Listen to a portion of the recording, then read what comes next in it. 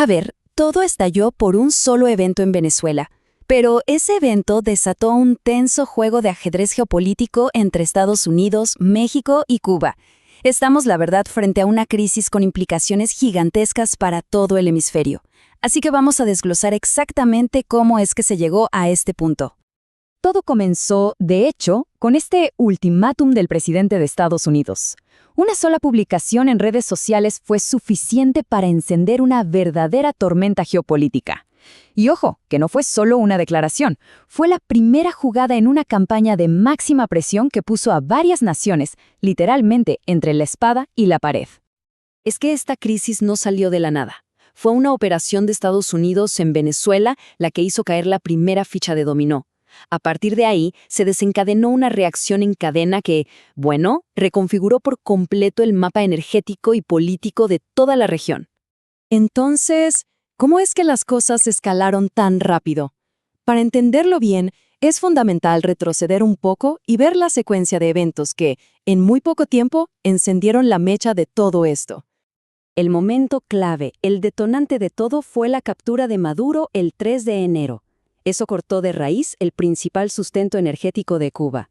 Casi de inmediato, México entra en escena para llenar ese vacío. Y claro, eso provocó la durísima advertencia de Washington solo unos días después. Fíjense en la velocidad, todo pasó en cuestión de semanas. Y claro, el efecto dominó golpeó a Cuba con una fuerza devastadora.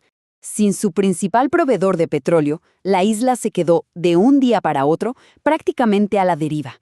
Veamos el impacto real, el impacto inmediato de esta crisis.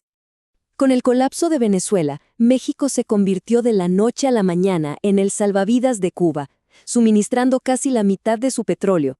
De repente, toda la seguridad energética de la isla dependía de un solo país, y ese país además era uno de los socios comerciales más importantes de Estados Unidos. Una situación súper delicada. El impacto en la vida diaria de los 10 millones de cubanos fue, la verdad, brutal. Estamos hablando de apagones constantes, el transporte público casi paralizado, problemas serios para conservar alimentos y hasta para tratar el agua potable. Una crisis energética que escaló rapidísimo a una crisis humanitaria y económica en toda regla. ¿Y cuál fue la respuesta de La Habana a toda esta presión? Pues fue una de total desafío. El presidente Díaz-Canel dejó clarísimo que Cuba no iba a negociar bajo lo que ellos calificaron como chantaje o coerción militar. Su postura fue de defensa a ultranza de su soberanía sin importar el costo. Y esto nos lleva a la pieza clave, al país que quedó atrapado en medio de todo este tablero: México. Imaginen la situación. Por un lado, la solidaridad con un vecino. Por el otro, la presión de su socio más poderoso. El gobierno de Claudia Sheinbaum se encontró en una posición de verdad increíblemente complicada. El dilema para México era gigante. Por un lado, justificaba los envíos como ayuda humanitaria, tratando de evitar un colapso en Cuba que pudiera provocar una crisis migratoria masiva.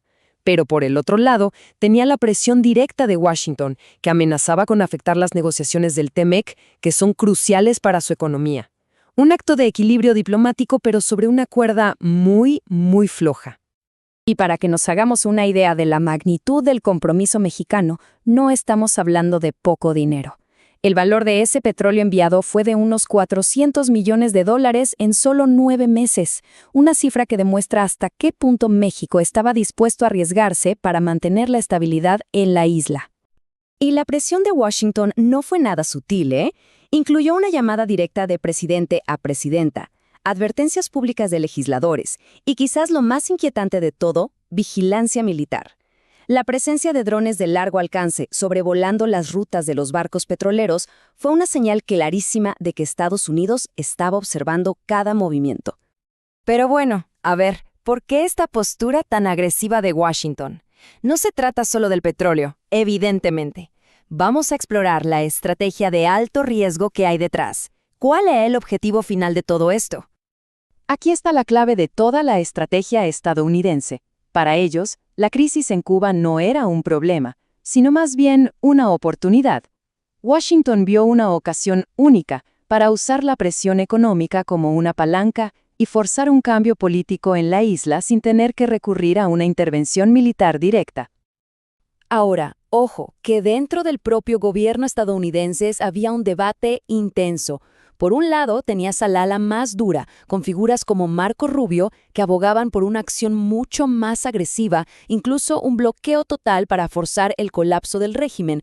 Y por otro, un grupo más cauteloso, que temía que si presionaban demasiado, podrían provocar un desastre humanitario y una crisis migratoria a solo 90 millas de sus costas.